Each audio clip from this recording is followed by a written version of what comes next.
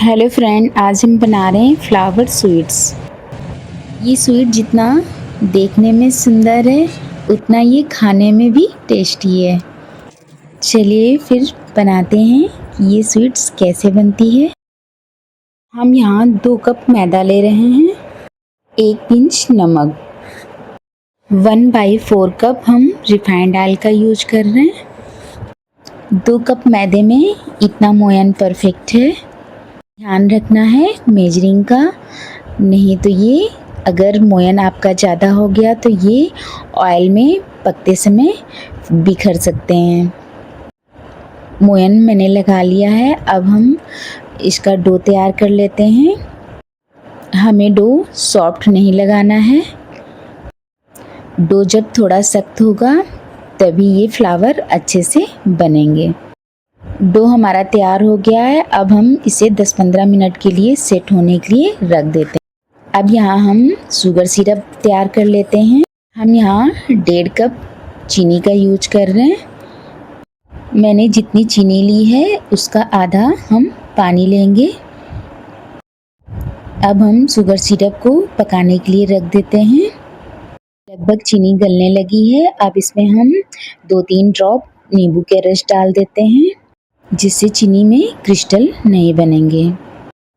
अब हम इधर साटा तैयार कर लेते हैं। यहाँ पे हमने 3 से 4 कप कॉर्नफ्लोर लिया है। आप इसमें घी या तेल का यूज कर सकते हैं। अब हमारा साटा बनकर तैयार हो गया है। इधर हमारी चाशनी भी लगभग तैयार हो गई है।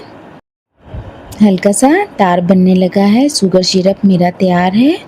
अब इधर हमारा डो भी सेट हो गया है।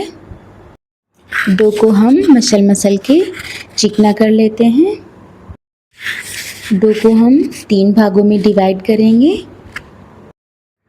अब हम एक लोइयों को उठाकर इसकी एक पतली सी शीट बेल लेते हैं। मैंने पतली सी शीट बनाकर तैयार कर ली है। अब इसमें हम तैयार किया हुआ साटा लगाएंगे और ऊपर से मैदे को डस्ट कर देते हैं। जैसे हम फोल्ड कर रहे हैं वैसे वैसे आपको शीट को फोल्ड करना है। इसी मेथड से हम तीनों लोइयाँ बनाकर तैयार कर लेंगे। यही प्रोसेस हम 2 बार करेंगे।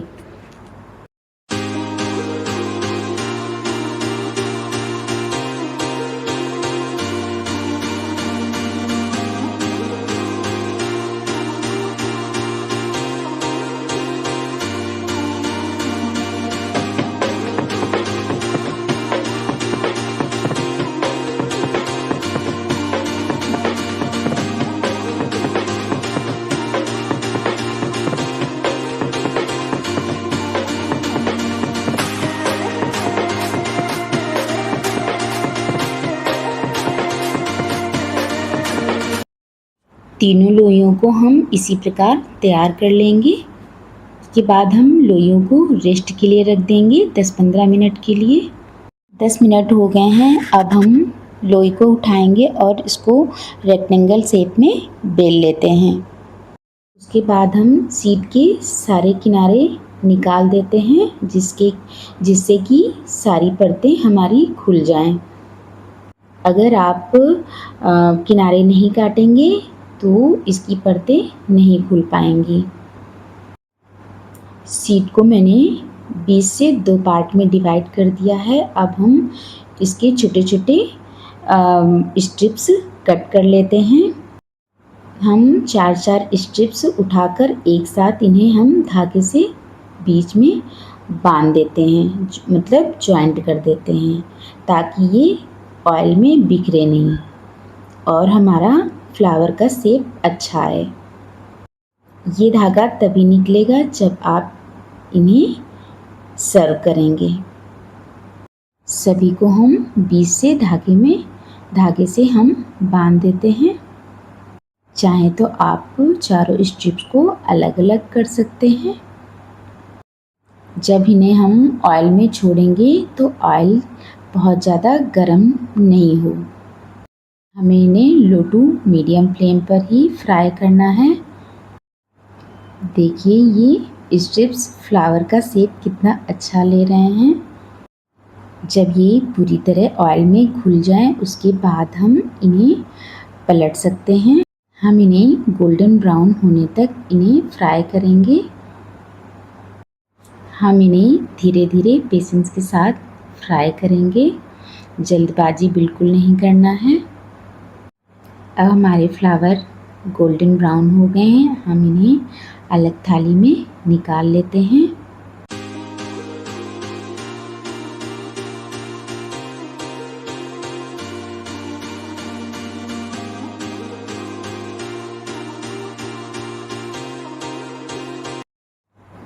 इसी तरह हम दूसरा बैच भी फ्राई कर लेंगे।